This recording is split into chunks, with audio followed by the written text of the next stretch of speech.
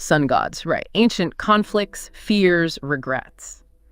I gotta say, this deep dive, you really found some juicy source material for this one. We're going deep on Apollo and Ra. It's amazing, isn't it? But not just like, who'd win in a fight though, right? Though, admit it, we've all thought about it. Of course. Who hasn't? But it's more than that. It's what their regrets, what their fears tell us about how different cultures tackled the big questions. Myths. They stick around for a reason, don't they? Thousands of years passed down. There's something universal there. Totally. Okay, so picture this, right? Apollo, Greece, the ideal, yeah. The shining artist up on Olympus, all logic, light. Radiant. Exactly. But then you've got Ra, ancient Egypt, Like the that. desert itself, yeah. This force of nature tied to the never-ending cycle, life, death, rebirth. You can almost feel the desert heat thinking about him. Two sides of the same coin, basically, but such different vibes. And that's where things get really interesting. You know, the source material, it sets them up for this huge clash, but it's so much more than just like whose sunbeams are stronger. Exactly. This is about purpose. Apollo, he's striving, meaning enlightenment. He wants to shine that light on humanity, be their guide. Whereas Ra, he just IS. Yeah. He's that balance, right? Creation, destruction, all part of the grand plan. You know? And that's the thing, right? It makes you think, what does the sun even mean to us? Is it Apollo's deal, all striving, a brighter future, progress? Or is it more about accepting things the way they are, like Ra's way, the natural order, the ups and downs? See, and this is why I love these sources, because they get into the nitty-gritty. The regrets, the anxieties of these gods makes them relatable. Is their vulnerability, right? You don't always see that. So, Apollo then, Mr. Light and Reason, what's eating at him? Well, the source material, it talks about these moments where he messed up. Times he wanted to help, to illuminate, but it went wrong. His light, it blinded instead of revealed. Kind of like he aimed for the stars, but scorched the earth a little getting there. Ouch, yeah, I like that. It shows, even with the best intentions, right?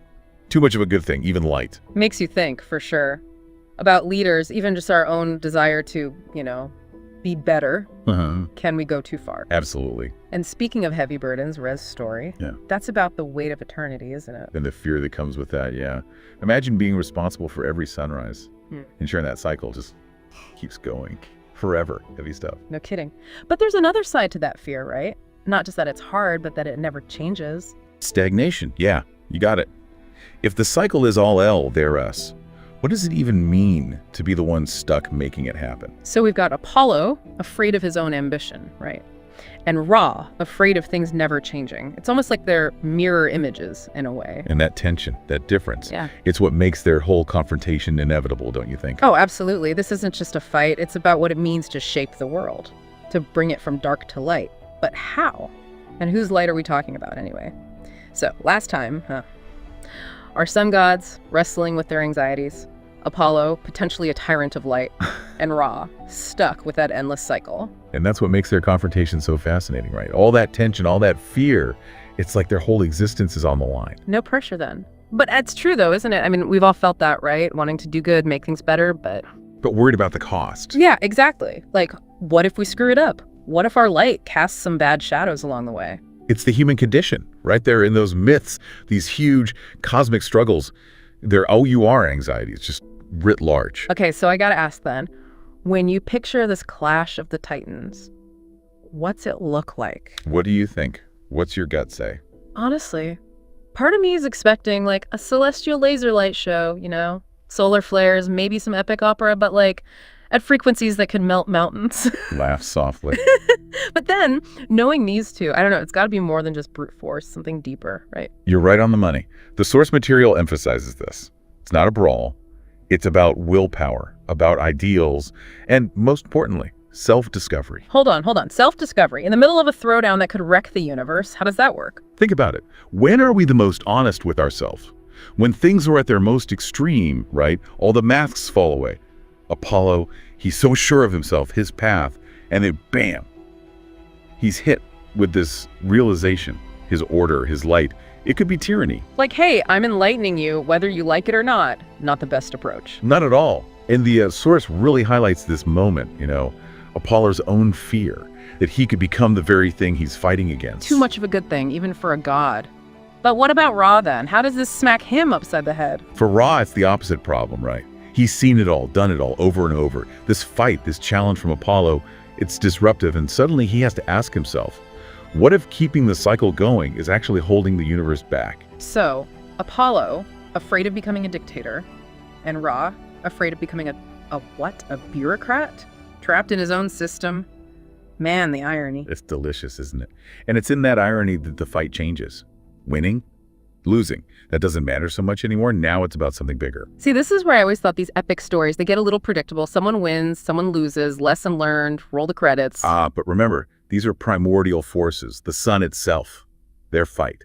It doesn't work like that. It builds and builds this crescendo of light and power beyond anything we can imagine, and then it just stops. Wait, they just lace the soft poppy tack, like mid-solar flare, they just call it a draw. That's kind of lame, isn't it? I think it's brilliant. Think about it. For forces like that to simply stop fighting, to acknowledge that neither one can completely control the other. That's huge. I guess it's like the fight itself was the point. Burned away all the BS, and they had to actually see each other. Exactly. And from that shared moment, that vulnerability, something remarkable happens. Understanding. Okay, now you have to elaborate. We go from sun gods ready to atomize each other to understanding. Tell me more. Last we left off, right, our sun gods were about to obliterate the universe.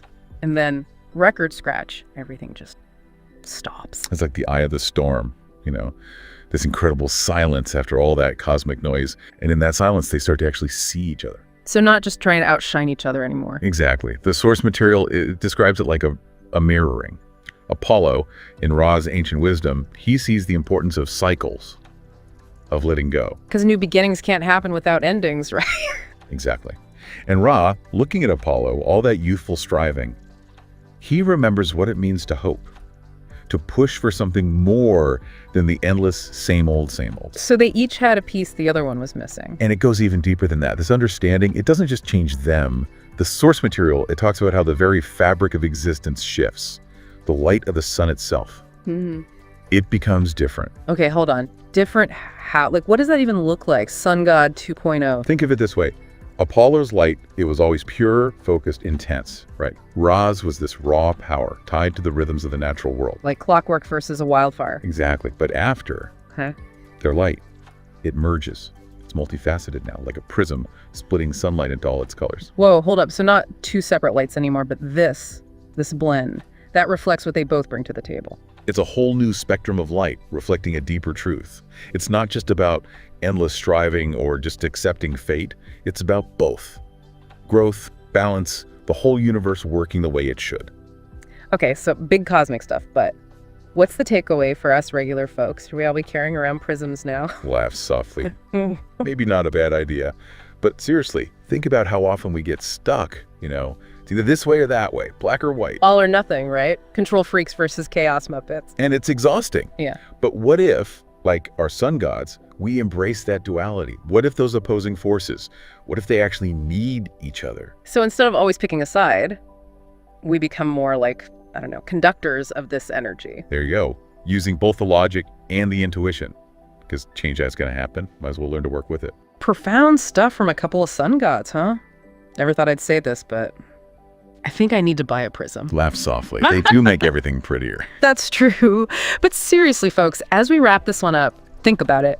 What if we stopped fearing the stuff that scares us, the chaos, the unknown? What if those were actually the keys to something incredible, something to think about, right? Until next time, happy diving, everybody.